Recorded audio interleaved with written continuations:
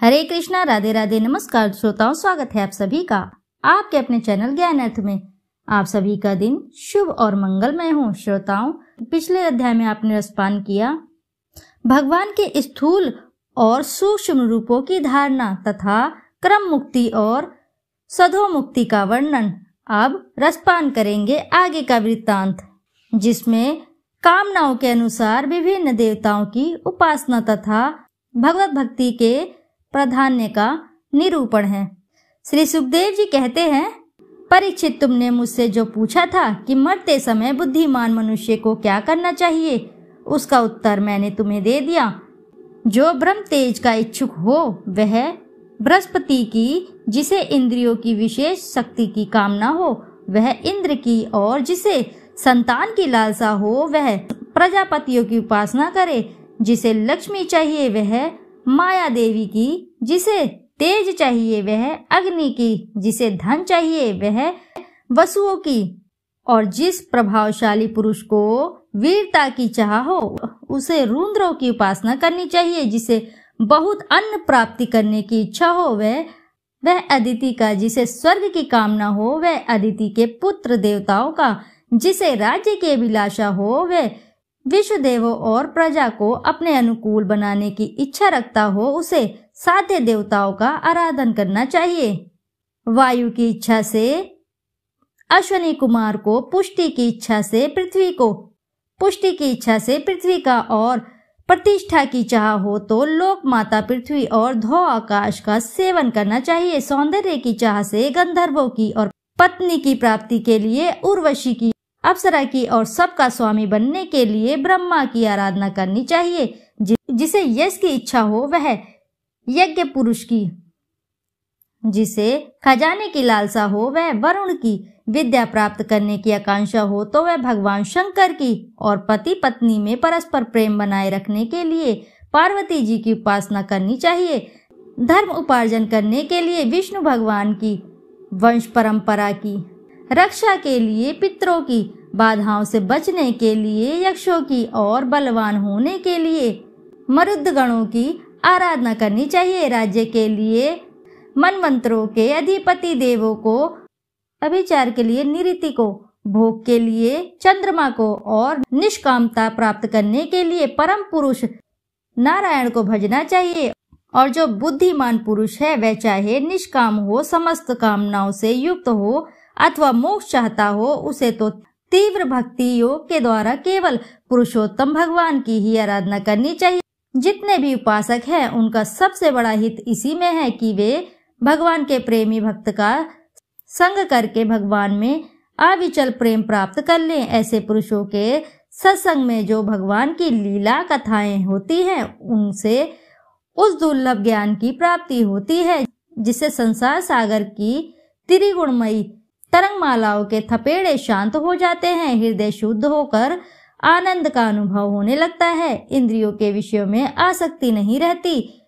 कैवल्य मोक्ष का सर्वसम्मत मार्ग भक्ति योग प्राप्त हो जाता है। भगवान की ऐसी रसमयी कथाओं का चस्का लग जाने पर भला कौन ऐसा है जो उनमें प्रेम ना करे। शौनक जी ने कहा, सूत जी, राजा परीक्षित ने सुखदेव जी की यह बात सुनकर उनसे और क्या पूछा। वे तो सर्वज्ञ होने के साथ ही साथ मधुर वर्णन करने में भी निपुण थे। सूत जी, आप तो सब कुछ जानते हैं। हम लोग उनकी वह बातचीत बड़े प्रेम से सुनना चाहते हैं। आप कृपा करके अवश्य सुनाइए, क्योंकि संतों की भाषा में ऐसे ही बातें होती हैं जिनका पर्यवासन भगवान की रसमयी लीला कथा में ही होता है। पांडुनंदन महारथी राजा परीक्षित बड़े भगवत भक्त थे।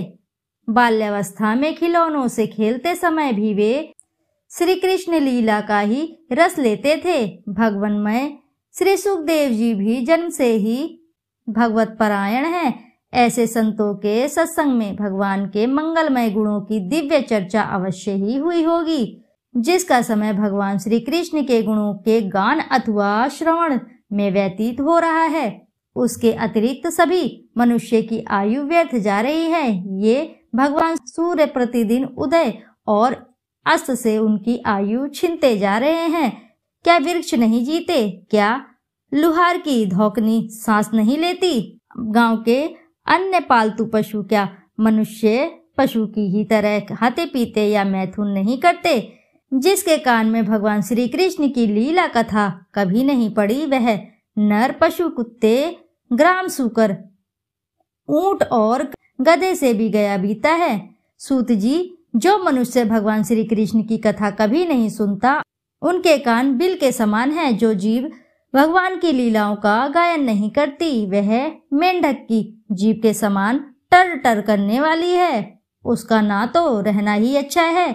जो सिर कभी भगवान श्री कृष्ण के चरणों में नहीं झुकता, वह रेशमी वस्त्र से सुसज्जित और मुकुट युक्त होने पर भी बोझा मात्र ही है। जो हाथ भगवान की सेवा पूजन नहीं करते, वह सोने के कंगन से भूषित होने पर भी मुर्दे के हाथ हैं। जो आंखें भगवान की याद दिलाने वाली मूर्ति, तीर्थ, नदी आदि का दर्शन नहीं करती, वे मोरों की पांख में बने हुए आंखों के चिन्ह के समान निरर्थक हैं।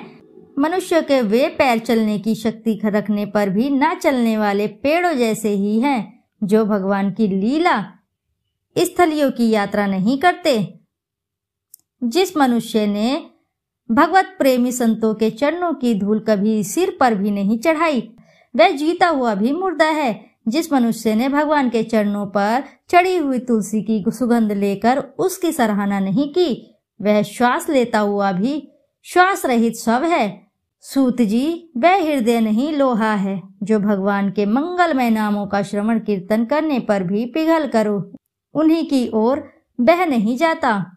जिस समय हृदय पिघल जाता है, उस समय नेत्रों में आंसू छलकते रहते हैं और शरीर का रोम रोम खिल उठता है।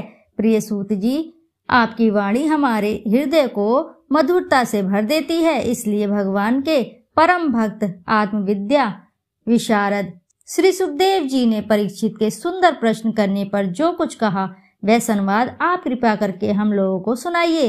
इति शुभम। प्रेम से बोलिए प्रिय भक्तगणों, श्रीमद् भागवत महापुराण की जय। श्रोताओं, आज का अध्याय यही समापन हुआ। श्रोताओं, आपसे एक छोटी सी रिक्वेस्ट है, यदि आपको वीडियो अच्छी लगती है तो वीडियो जरूर लाइक करें, साथ ही चैनल को सब्सक्राइब करें और एक बार अपनी सच्ची श्रद्धा से कमेंट बॉक्स में जरूर लिख दें। जय श्री हरि लक्ष्मी नारायण। फिर मिलते हैं आपसे श्रीमद् भागवत महापुराण के 3 स्कंद के 4 अध्याय में। जब तक के लिए नमस्कार श्रोताओं।